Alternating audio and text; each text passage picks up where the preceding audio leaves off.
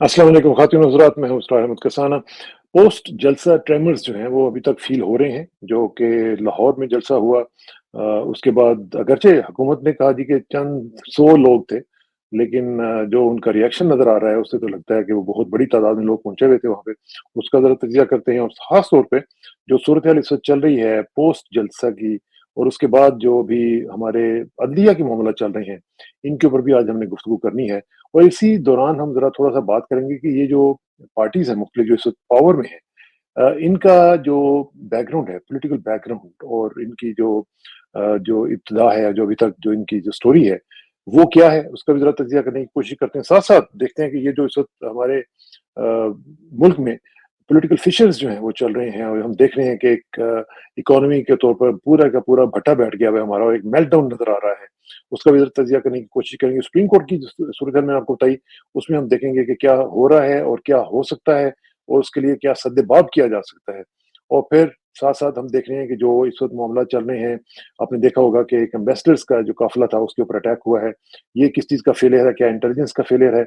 इसका ज़रा तज़िया करते हैं। साथ-साथ एक आर्टिकल जो जेरूसलम पोस्ट में छपा है, उसमें बहुत ज़्यादा कहा जा रहा है जी कि इमरान खान के बारे में पता नहीं क्या कर दिया गया है और ये हो गया। पूरा प्रोपेगेंडा, पूरी मशीनरी जो है वो ट्रिगर हो चुकी भी है और वो उसको कर रहे हैं। साथ ही साथ वोकला तहरीक जो है, वो भी लगता यूँ है कि उसका आगाज़ हुआ चाहता है। वो डेडलाइन भी दे रहे हैं और मियाँ वाली का जलसा का भी सामने आ गया है कि मियाँ वाली में जलसा होगा पीटीआई का। और मौलाना फजल रहमान क्या कर रहे हैं, इसका भी ज़रा तज़किया करते हैं। वज़ीर आज़म साहब जो हैं वो न्यूयॉर्क पहुँचने वाले हैं। देखते हैं कि उनकी क्या मसरूफियत होंगी। ये सब चीज़ें कोशिश करेंगे इसके जो ज़ेर बहस लाने की और इन तमाम अमूर पे गुफ्तगू करने के लिए हमारे साथ तशरीफ़ रखते हैं ब्रिगेडियर मियाँ महमूद साहब, जो कि जो वेटरन्स ऑफ पाकिस्तान है उसके लीडर हैं, वाइस प्रेज़िडेंट हैं और उनके साथ बात करेंगे और इनका ताल्लुक जो है, वो फर्स्ट पीएम में जो था लॉन्ग कोर्स उसके साथ है। और मैं जैसे कि हमेशा कहा करता हूँ कि हमारे लिए बड़ी एज़ाज़ की बात है कि ब्रिगेडियर महमूद साहब हमें टाइम देते हैं और हमारे साथ बात करते हैं। हियर कम्स ब्रिगेडियर महमूद साहब। ब्रिगेडियर साहब, अस्सलाम वालेकुम जी। वालेकुम सलाम जी। बहुत शुक्रिया ब्रिगेड साहब। ये जो इस वक़्त सूरत-हाल देख रहे हैं आप, इसमें जो इस वक़्त जो हमारी हुकूमती पार्टियाँ हैं, वो क्या कर रही हैं? इनका ज़रा थोड़ा-सा हमें जेनेसिस ज़रा समझाने की कोशिश करें और बताएँ कि ये इनकी जो हिस्ट्री है, वो क्या है? और ये किस तरीके से इन्होंने ये सारा कुछ अभी तक यहाँ पे गवर्नमेंट में आई हुई हैं और किस तरीके से ये सब वारदात जो इनकी चल रही है, मनी मेकिंग मशीन्स बने हुए हैं और ये अब एक्सपोज़ भी हो गए हैं। तो इसके ऊपर आपका क्या ख़्याल है? जी सर साहब, जितनी भी इस वक्त जो तीन पार्टीज इन पावर हैं, अगर आप इनकी हिस्ट्री देखें जी हाँ। तो उस हिस्ट्री में इनकी जो है जो भी कार्रवाई है, I think it is deceitful, full of lies. और इनका एक ही मकसद रहा है कि जितने पैसे जो हैं बनाएं और पैसे बना के अपने बाहर ले जाएं। ज़्यादा मैं डिटेल में नहीं जाता इस वक़्त कि ये पैसे बनाने की जो कार्रवाई है कैसे करते हैं, कैसे किए हैं उन्होंने। मगर सिर्फ़ ब्रीफ़ली मैं ये बताना चाहता हूँ कि पहले शुरू करते हैं हम पीएमएलएन से। पीएमएलएन जो है, it is an offshoot of A military dictator general Ziaul हक। और इनकी मैं बैकग्राउंड जो मैं बताना चाहता हूँ, वो पता नहीं लोगों को मालूम है कि नहीं, कि जब ये पार्टी जो ज़ियाउल हक ने दोबारा इसको रिवाइव किया, तो जी हाँ। इनकी जो शुरुआत जो थी वही करप्शन से थी।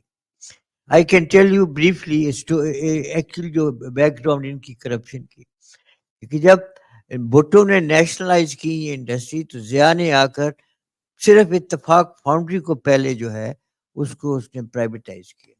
हुँ, और जब उसको प्राइवेटाइज किया तो इत्तेफाक फाउंड्री की जो लॉसेस थे वो 40 करोड़ थे, वो हुँ, उसने सारे राइट ऑफ कर दिए। And on top of it इसको 40 करोड़ रुपए और दे दिए गए कि अच्छा जी ये ग्रांट है, ये आप लें और आप अपनी फैक्ट्री को चलाएं। तो पहले दिन से ही 80 हुँ, करोड़ की करप्शन ये इन्होंने की। और उसके बाद करप्शन का जो साइकिल है जो मल्टीप्लाई होता रहा, इसमें ज़्यादा मैं और डिटेल में नहीं जाना चाहता हूँ। और ज़्यादा इन्होंने जो काम किया वो यही किया कि इन्होंने अपनी जो पैसे बनाए और उस पैसे का उन्होंने इस्तेमाल किया इलेक्शंस के लिए। यानी कि पीएमएलएन पहली पार्टी थी जिसने کہ یہ سائنٹیفکلی جو ہے پیسہ استعمال کیا الیکشنز میں، ہر قسم کی انہوں نے پریکٹسز کی، لوگ خریدے، لوگوں کی ریگنگ کروائی اس نے، انہوں نے الیکشنز میں، اور اس کی بھی تفصیل میں جانے کی ضرورت نہیں، یہ صرف ان کی میں بیک گراؤنڈ سمجھانا چاہتا ہوں. جی ٹھیک. اور دوسری چیز جو ہے کہ جھوٹ کا جو ہے ان کا ایک منوپلی ہے مورلیس جھوٹ بولنے.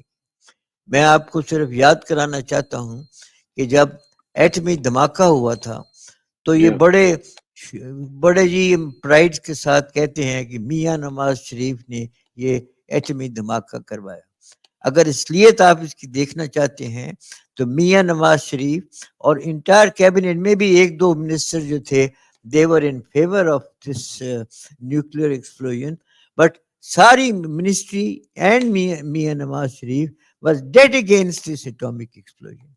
اس میں جو زیادہ کام کیا وہ شمشاد احمد جو تھا اس وقت فارن سیکرٹری تھا. اس نے بڑے پرزور الفاظ میں اس نے کہا کہ اگر موقع ہے ہمارا نیوکلیئر ایکسپلوژن کا تو یہ ہے اسی وقت ہم کریں، اس میں کوئی ڈیلے نہ کریں.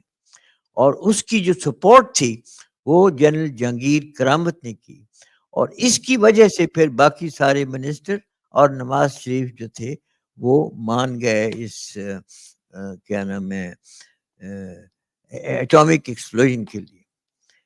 دوسرا آپ دیکھیں کہ کارگل کا جو واقعہ تھا، کارگل کے واقعے کے اوپر مجھے ابھی تک یہ نہیں سمجھ کہ میاں نواز شریف نے کوئی فائنل اپروول دی تھی جنرل مشرف کو اس کا جو پلان تھا کارگل کیپچر کرنے کا. کیونکہ مجھے اتنا پتا ہے کہ مشرف نے پہلے کوشش کی تھی کہ پریزنٹیشن دی اس نے بے نظیر گورنمنٹ کو اس کارگل آپریشن کے لیے، جو کہ general Babar shot it down. اس نے کہا پاگل ہو تم کہ فرض کرو تم نے یہ کارگل کی جو پہاڑیاں یہ کیپچر بھی کر لی، جو انڈین ریئیکشن آئے گا اس کے لیے تم تیار ہو؟ تو دے شاٹ اٹ ڈاؤن. اور یہی پھر انہوں نے جو انسیڈنٹ تھا، انہوں نے یہ جو میاں نواز شریف ہے کہتے ہیں جی کہ نردن ایریا کی وزٹ پہ اس نے کوئی زبانی اس سے بات کی اور اس کو پتہ نہیں سمجھ آئی کہ نہ آئی، اس نے ہاں کی اور کارگل کا آپریشن ہو گیا. اس کے بعد پھر صفائیاں دیتے رہ گئے. جی باقی جیسا کہ میں نے کہا ان کی ہسٹری ہے کہ انہوں نے کرپشن کی، اور کرپشن کی انہوں نے ایز بڑی سائنٹیفک طریقے کے ساتھ، اور سارا پیسہ جو ہے وہ باہر لے گئے، اور ابھی تک جو ہے باہر جو ہے انہوں نے جائیدادیں بنا کے رکھی ہوئی ہیں. اور یہ جو ہے ساری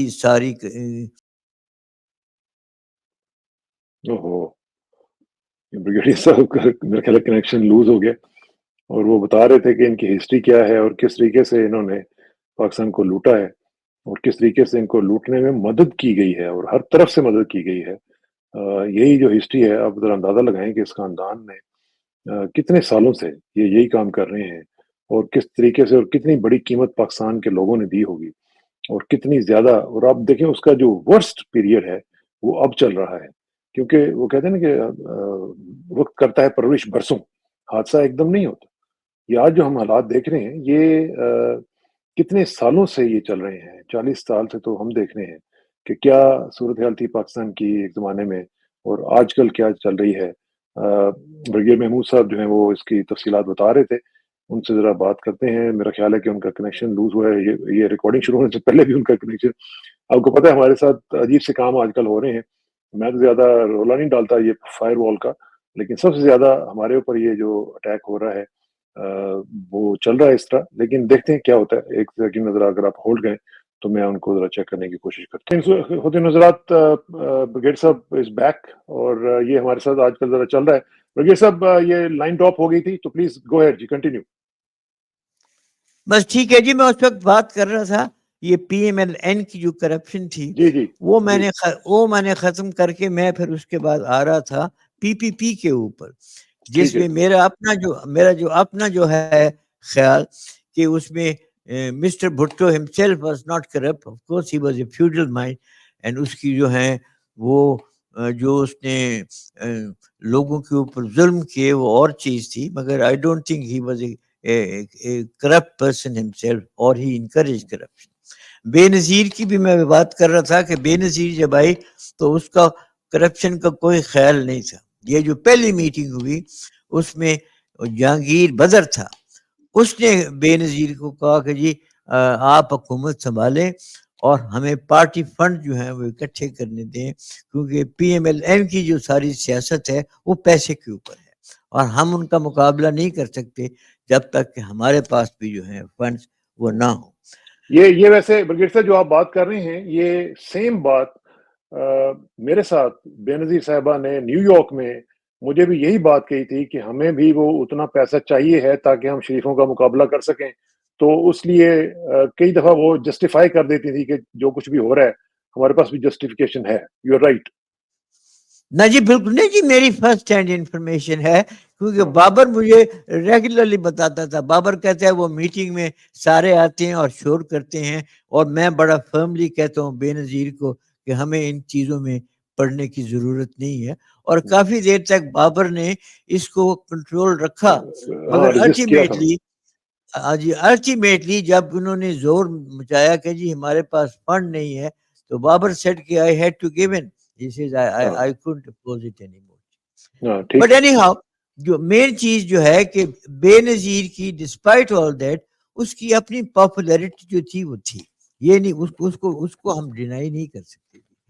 اور پی پی پی کی جو زیادہ کرپشن شروع ہوئی ہے وہ جب آصف علی زرداری نے ٹیک اوور کی, اس نے کہہ تو دیا کہ کھپے, مگر کھپے کے ساتھ اس نے ایک ایسی پالیسی بنائی کہ یہ پھر پکچر آ رہی ہے جی. جی آ رہی ہے. پاکستان کے ساتھ انہوں نے پاکستان کے ساتھ یہ بھی ساتھ ہی کہا ہوگا کہ پاکستان کے ساتھ پیسے بھی کھپے. جی پیسے بھی کھپے جی بالکل, اور اس نے اس پالیسی پہ عمل کیا اور اس کی وجہ سے اب پوزیشن یہ ہو گئی ہے یہ پی پی پی کی کہ وہ صرف سندھ میں کنفائن ہو کے رہ گئی ہے, اور سندھ میں بھی جس طریقے سے وہ الیکشن جیت رہے ہیں I think there is a question mark on that.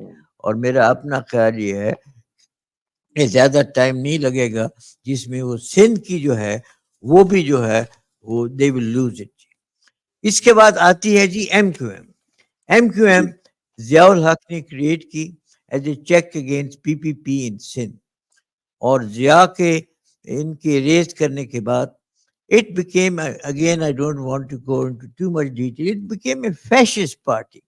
یعنی کہ انہوں نے اپنے ٹارچر سیل بنائے اور وہاں پر ٹارگٹ کلنگ کرتے رہے اور بھتہ وصول کرتے رہے. یہ ساری ڈیٹیل جو ہیں میں اس میں زیادہ نہیں جانا چاہتا ہوں. مجھے اتنا پتا ہے کہ بابر نے جب سیکنڈ ٹائم وہ انٹیریئر منسٹر بن کے آیا تو اس نے ان کے خلاف آپریشن کیا, اور یہ ساری ان کی جو تھی نا یہ ملٹری اور یہ جو تھی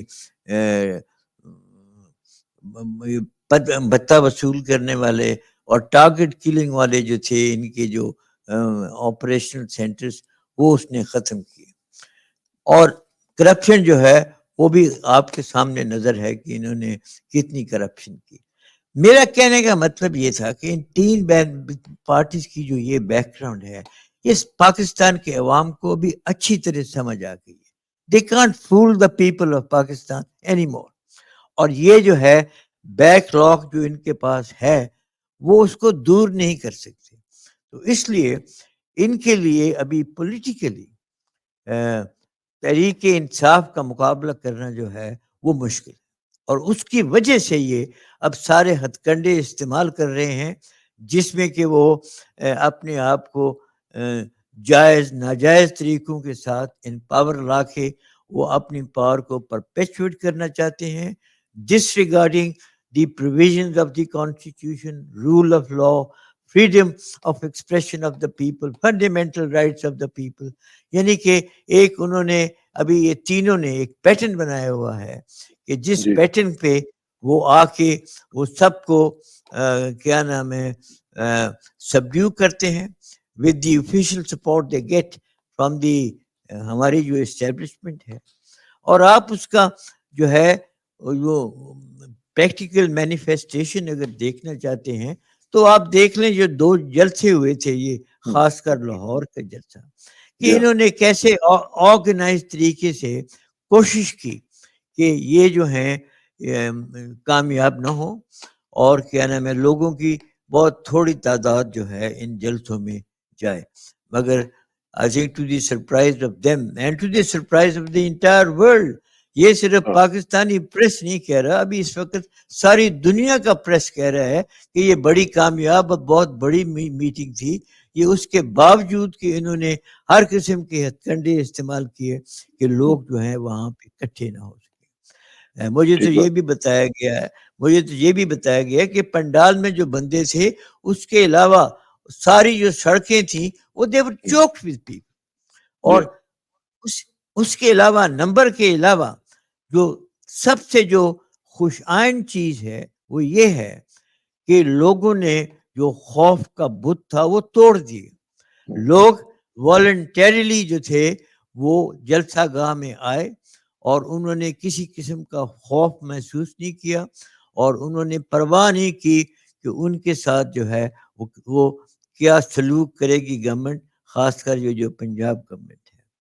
اور اس کا نتیجہ یہ ہو گیا ہے کہ ابھی آئندہ کے لیے جب بھی اگر عمران خان کو بھی کال دے گا تو سب کو بھی بڑی امید ہے کہ اس کا رسپانس جو ہے وہ بہت اچھا اگلی رسپانس کال آ گئی ہے جی, میاں والی میں جلسہ ہونے جا رہا ہے جی. جی ہاں جی, وہ جلسوں کے کریں گے وہ. اور ابھی میری سمجھ میں تو زیادہ ٹائم نہیں ہے عمران خان کے پاس, کیونکہ اگر وہ اس طرح یہ سٹیل میٹ کرتے رہے اور یہ اپنا آ کر حکومت میں آ کے بیٹھے رہے تو اس سے نہ کوئی عمران خان کو فائدہ ہے نہ کوئی پاکستان کو فائدہ ہے, بلکہ اس میں سب کا نقصان ہے. اور مجھے سمجھ نہیں آتی کہ ہماری اسٹیبلشمنٹ کیوں ایسی پالیسی جو ہے وہ اس وقت پرسو کر رہی ہے جس سے صرف ان کی جو ہے حکومت وہ برقرار رہے اور ان دا پروسیس ملک کو جو نقصان ہو اس کی کسی کو کوئی پرواہ تک نہیں. وہ تو ہم دیکھ ہی رہے ہیں, یہ جو پولیٹیکل فشرز ہم دیکھ رہے ہیں جن کا ظاہر ہے کہ ڈائریکٹ نتیجہ یہ نکل رہا ہے کہ پولیٹیکل فشرز کے بعد جو اکنامک میلٹ ڈاؤن ہے اس کی وجہ سے پاکستان کا جو اکنامک جو ایک سلسلہ ہے وہ سارے کا سارا بھٹا بیٹھ گیا ہوا ہے. پوری دنیا میں ہمارا مذاق اڑ رہا ہے, ہمارے ساتھ کوئی بات کرنے کے لیے تیار نہیں ہے, ہمارے ساتھ کوئی انویسٹمنٹ کرنے کے لیے تیار نہیں ہے. تو یہ تو صورتحال ان کی وجہ سے ہو رہی ہے نا جی. نہ جی بالکل, یہ اس وقت جو کرنٹ پولیٹیکل سچویشن ہے جی وہ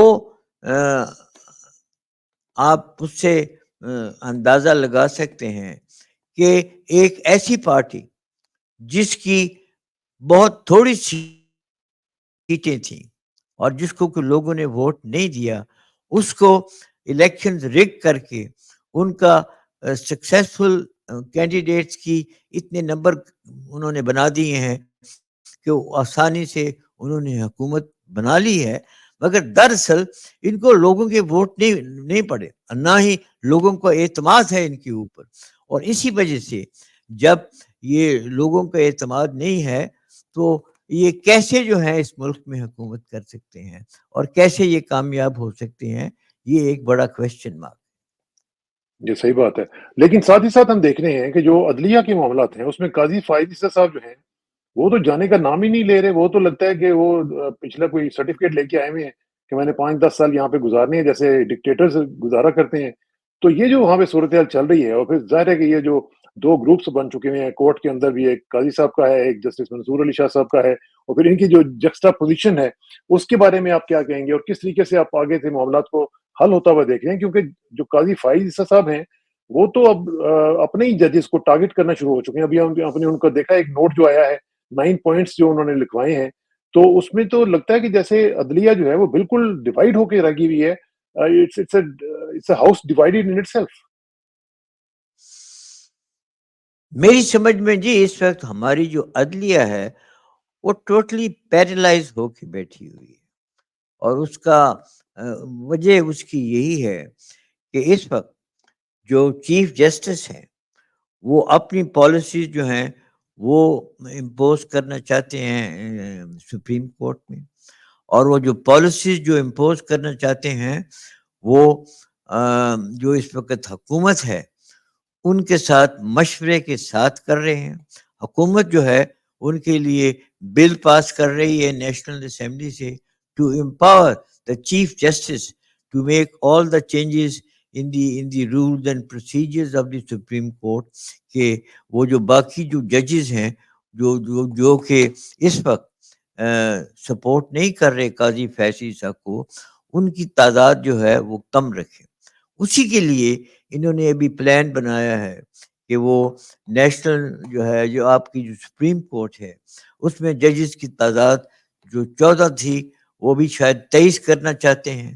اور وہ جب یہ 9 ججز ایڈ کریں گے تو ان کا جو سلیکشن کا جو سسٹم ہے نیو ججز آف دا سپریم کورٹ وہ totally is in favour of the government.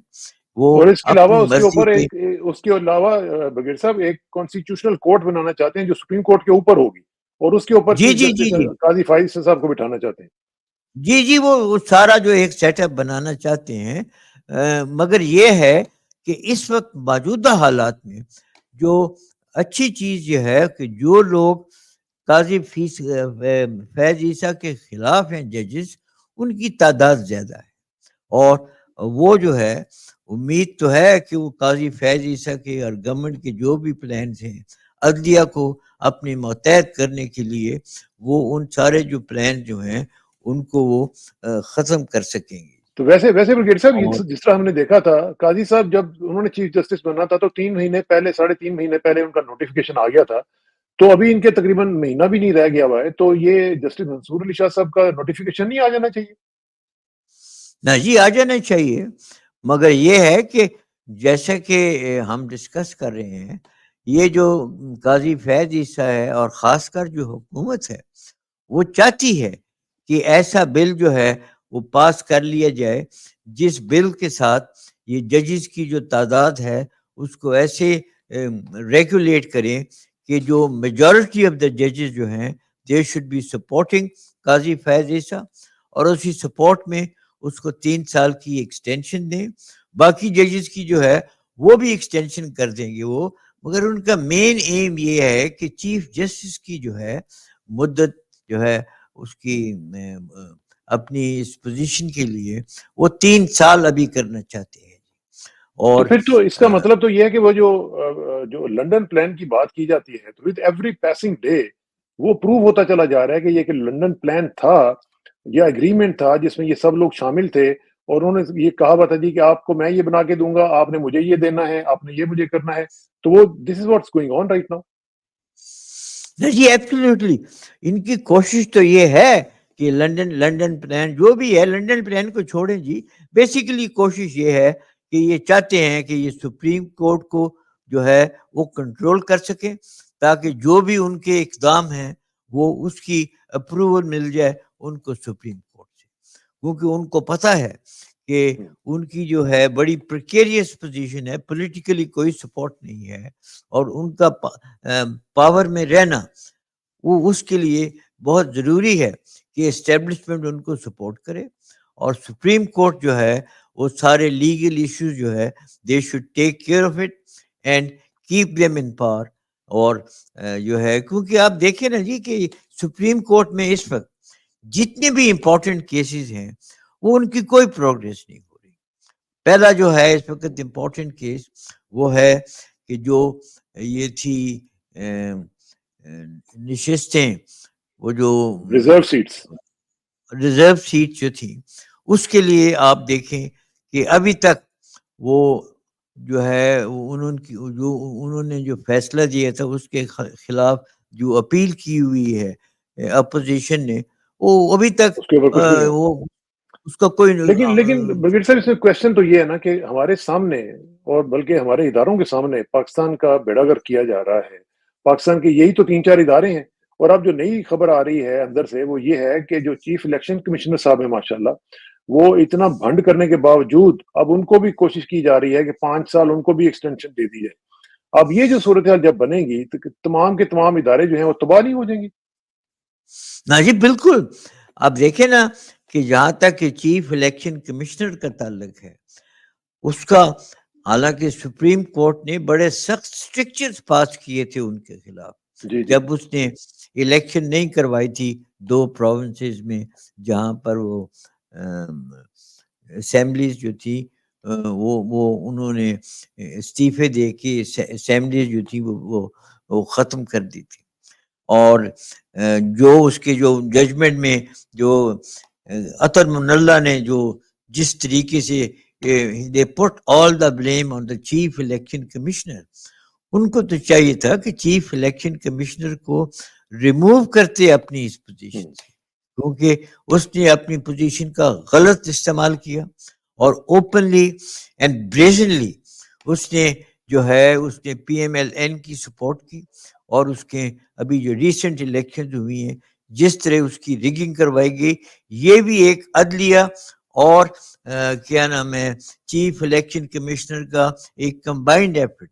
کیا آپ کو یاد ہوگا کہ جب یہ الیکشنز ہو رہی تھیں تو اس وقت پہلا جو کام کیا عدلیہ نے کہ انہوں نے پی ٹی آئی کا جو تھا انتخابی نشان وہ انہوں نے لے لیا, حالانکہ پشاور ہائی کورٹ نے اس کی اپروول دی تھی, مگر سپریم کورٹ ان کی مدد کو آئے اور انہوں نے جو ہے وہ ان کا انتخابی نشان جیت لیا. اور اس کے بعد بھی جو کچھ ہو رہا ہے کہ ری کاؤنٹنگ جو ہو رہی ہے اور یہ جو ٹریبونلز ہیں یہ کام نہیں کر رہے ابھی تک, حالانکہ بڑا کلیئر اور اس میں کوئی اس میں شک والی بات ہی نہیں ہے کہ آپ سیدھا کام ہے کہ آپ فارم 45 لیں جس کے اوپر سب کے دستخط ہیں اور اس کو کمپیئر کریں فارم 47 کے ساتھ.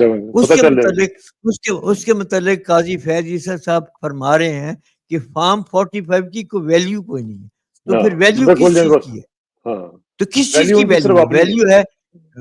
ویلیو وہ ہے کہ انہوں نے بدماشی کر کے اور سارے جو ہے وہ ریگنگ کی اور سارے ووٹ جو ایکسٹرا ڈالے, کیا وہ جو ہے وہ ویلڈ ہے؟ اور فارم 45 جس میں سب کے دستخط موجود ہیں اس کو جو ہے کہتا ہے جی اس کی کوئی ویلیو کوئی نہیں. تو یہ ساری ایک حد ہی ہوگی ہے ویسے برگیڈ صاحب, یہ کنائیونس بھی ہے, لیکن اس کا جو حل ہے وہ کیا ہے؟ کیا وکلاء جو ہیں ان کی ذمہ داری نہیں بنتی کہ وہ اس کو تھوارٹ کرنے کی کوشش کریں گی؟ جو بھی پلان ہے یہ تو پاکستان کا بیڑا گرک کر دے گا خدا نخواستہ. جی وکلا میں انریسٹ تو ہے, مگر اگین جو اپنا یہ اس وقت جو منسٹرز ہیں وہ خاص کر وہ کیا نام ہے تارڑ جو ہے اعظم تارڑ جو کہ لا منسٹر ہے, ان کی اپنی کچھ سپورٹ ہے کچھ لائرز میں. وہ پہلے بھی انہوں نے سیبوٹیج کیا تھا وکلا کی جو موومنٹ کو, یہ اپنے سپورٹر کے ساتھ ابھی بھی وہ کوشش کر رہے ہیں کہ یہ لائرز جو موومنٹ جو ہے یہ زور نہ پکڑ سکے. مگر میرا خیال یہ ہے کہ ابھی ٹائم جو ہے وہ آ گیا ہے کہ جس میں عوام بھی ان کا بھی خوف ختم ہو گیا ہے, عوام بھی نکلیں گے اور ہمارے لائرز جو ہیں یہ بھی نکلیں گے. اور اچھا برگیڈ صاحب, آخر میں میں چاہوں گا اس کے ایک جو آرٹیکل ہے جس کے بارے میں آج بڑا وویلا آپ نے بھی سنا ہوگا کہ جی عمران خان جو ہے وہ یہودی ایجنٹ ہے, وہ اسرائیل کا ایجنٹ ہے, وہ اسرائیل کے ساتھ تعلقات بحال کرنا چاہتا تھا اور یہ کرنا چاہتا وہ کرنا چاہتا تھا. آپ کا کیا خیال ہے, کیا یہ درست بات ہے؟ نہیں جی, درست بات کیسے ہو سکتی ہے؟ یہ آدمی سوچ بھی نہیں سکتا کہ عمران خان اس نے جس اسٹرانگلی اس نے جو یونائٹڈ نیشن میں کنڈیم کیا تھا اسرائیل کو, وہ آدمی جو ہے ان کی سپورٹ لے رہا ہو. یہ ایک جیسا کہ میں بار بار کہہ رہا ہوں کہ عمران کے خلاف جو ہے یہ کانسپریسی یہ انٹرنل نہیں ہے, یہ ایک انٹرنیشنل کانسپریسی ہے اور اس میں امریکہ کا بہت اہم کردار ہے. امریکہ نے ساری یہ شروع کی نو کانفیڈنس موومنٹ عمران کے خلاف, اس کو کامیاب کیا. عمران کو ابھی تک انہوں نے ایلیمینیٹ کر کے رکھا ہوا ہے. عمران کو الیکشنز میں وہ جیتنے کا موقع نہیں دے رہے, چاہے کہ پریڈومیننٹلی 70-80% لوگ جو ہیں وہ اس کو ووٹ دیتے ہیں, وہ نتیجے جو ہیں چینج کر کے وہ کچھ اور بنا دیتے ہیں. تو یہ سارا کام جو ہو رہا ہے جی یہ انٹرنل کام نہیں ہے, یہ it is an international policy جو کہ امپلیمنٹ ہو رہی ہے پاکستان میں, اور اس میں سب سے بڑا جو کردار ہے وہ امریکہ کا ہے. وہ میں اس دن دیکھ رہا تھا کہ ایک انٹرویو ایک فارمر CIA کا جو آدمی تھا وہ بتا رہا تھا کہ پتہ نہیں 600 کتنے انہوں نے کوورٹ آپریشن کیے ہیں دنیا میں جس میں رجیم انہوں نے چینج. رجیم کو چینج کر کے دوسری جو ہے رجیم وہ ان کو لے کر آئے. اور جی ہاں. مجھے جو اس وقت سب سے زیادہ خوف ہے وہ اس چیز کا خوف ہے کہ ہماری اسٹیبلشمنٹ کو ابھی تک اس چیز کا احساس نہیں ہو رہا کہ پاکستان کی عوام جو ہے وہ اس وقت وہ جو بھی پالیسیز اڈاپٹ کی جا رہی ہیں وہ اس کو ماننے کے لیے تیار نہیں ہے. اور ابھی جو جلسوں کا سلسلہ شروع ہوا ہے اور جیسے کہ لوگوں کی سپورٹ ہے ابھی مجھے دو ہی آلٹرنیٹیو نظر آتے ہیں.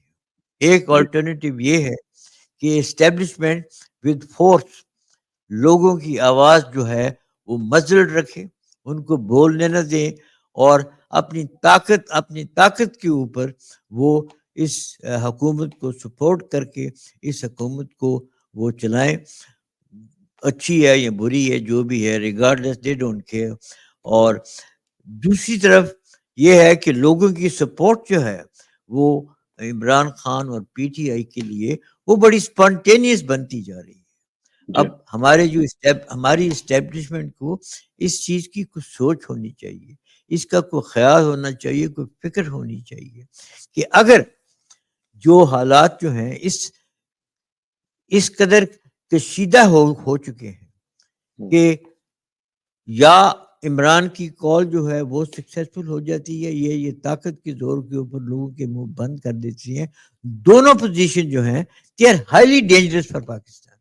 اگر آرمی جو ہے وہ لوگوں کی آواز بند کر کے اس ملک میں یہ پریزنٹ گورنمنٹ جو ہے اس کو امپوز کر کے رکھے گی تو یہ حکومت تو دن بدن لوگ نفرت کریں گے ان کے ساتھ اور اس کا ریئیکشن آئے گا آرمی کے خلاف بھی. ابھی دیکھیں نا کہ وہ کس نے کہا تھا جی کل یا پرسوں کہ اس نے کہا جی کہ آج کل لوگ ہمیں گالیاں دیتے. جی وہ GOC جو تھے KPK میں بنو ریجن میں. ہاں بالکل میں بھول گیا. جنرل بھٹی جی ہاں جنرل بھٹی اس نے اوپنلی کہا کہ جی 90%. ہماری تو یہ پوزیشن ہوئی. اب اگر وہ یہ کہتا ہے تو یہ آرمی کا جو چیف ہے اور باقی جو جنرلز ہیں ان کو خیال نہیں آتا کہ یہ ایسی حالت کیوں ہوئی ہے اور کیوں وہ اس کو جو ہے اس کا جو بھی جس وجہ سے لوگ ابھی گالیاں دیتے ہیں آرمی کو وہ اس وجہ جو ہے اس کو دور کریں تاکہ واپس لوگوں کا جو ہے کانفیڈنس وہ اپنی مسلح افواج کے ساتھ ہو جیسا کہ پہلے تھا. کیونکہ کوئی بھی مسلح افواج لوگوں کی سپورٹ کے بغیر کوئی جنگ نہیں کر سکتے. تو یہ چیز ابھی آپ دیکھ لیں نا برگیڈ صاحب یہ جو کل واقعہ ہوا ہے جو 12 امبیسڈرز گئے ہوئے تھے اور ان کے اوپر اٹیک ہوا ہے IB کا. اب وہ دیکھیں نا کتنی بڑی فیلئر ہے یہ ہماری انٹیلیجنس کی کہ اتنا بڑا ڈیلیگیشن اور اتنا امپورٹنٹ ڈیلیگیشن جا رہا تھا اور ہم ان کو سیکیور نہیں کر سکے. نہیں جی بالکل. یعنی کہ جب ہم بات کر رہے تھے اس بلوچستان کی سچویشن کی اس وقت بھی ہم نے یہ کہا تھا کہ سب سے بڑی جو اس وقت جو پرابلم ہے جو انٹرنل شروع ہو گئی ہیں سبورسو ایکٹیویٹیز جو دن بدن یہ زیادہ ہوتی جا رہی ہیں دے پکنگ اپ. اس کی ایک سب سے بڑی جو وجہ ہے وہ یہ ہے کہ it is a total intelligence failure both the military intelligence and the civil intelligence. ان کو کسی کو کوئی اندازہ نہیں ہے کہ یہ ٹیررسٹ جو ہیں یہ کہاں سے آتے ہیں کہاں یہ آ کے پناہ لیتے ہیں کون ان کے فیسیلیٹیٹرز ہیں جو کہ ان کی مدد کرتے ہیں اور ان کے جو ہیں وہ سارے آپریشن جو ہیں وہ اس ریگولیرٹی سے ہو رہے ہیں کہ روز کوئی نہ کوئی کسی جگہ کے اوپر ان کا کوئی نہ کوئی ایکشن. یہ تو ویسے برگیڈ صاحب وہ ٹیررسٹوں کا تو ان کو پتا ہو یا نہ ہو لیکن ان کو یہ پتا ہے کہ PTI کا فلانا لیڈر فلانی لیڈر خاتون مرد جو بھی ہے وہ کہاں پہ رہ رہی ہے اس کے بچے کتنے ہیں اور ان کو اٹھانا کب ہے یہ سب ان کو پتا ہے. ہاں جی یہ بالکل جی. And that is why I think they are not paying full attention to the military intelligence. خاص کر یہ جو سبورسو ایکٹیویٹیز کے لیے جو ان کو کام کرنا چاہیے یہ اس میں کوتاہی ہے. اور the sooner they realize the better it is, کیونکہ اگر یہ جو ہے subversive activities یہ زیادہ اور شدت اختیار کر گئیں تو پھر ان کو کنٹرول کرنا بھی جو ہے وہ بہت بڑا مشکل مشکل ہو جائے. صحیح بات ہے, بالکل صحیح بات ہے. بریگیڈیئر صاحب بہت بہت شکریہ, اور ہماری دعا ہے یہ ہماری فوج جو ہے یہ ہماری بڑی پیاری فوج تھی, اور اللہ کرے کہ یہ اپنا واپس جو اس کا رول تھا وہ واپس اس کے اوپر جائے, اور وہی مقام وہی عزت جو ہے وہ دوبارہ ری گین کر سکے. ہماری دعا ہے, اور آپ کی جو باتیں ہیں اللہ کرے کہ وہ سنیں اور اس کے اوپر عمل بھی کریں. بہت بہت شکریہ, انشاءاللہ آپ سے جلدی ملاقات ہوگی جی. Thank you very much for your time. السلام علیکم جی. Thank you G.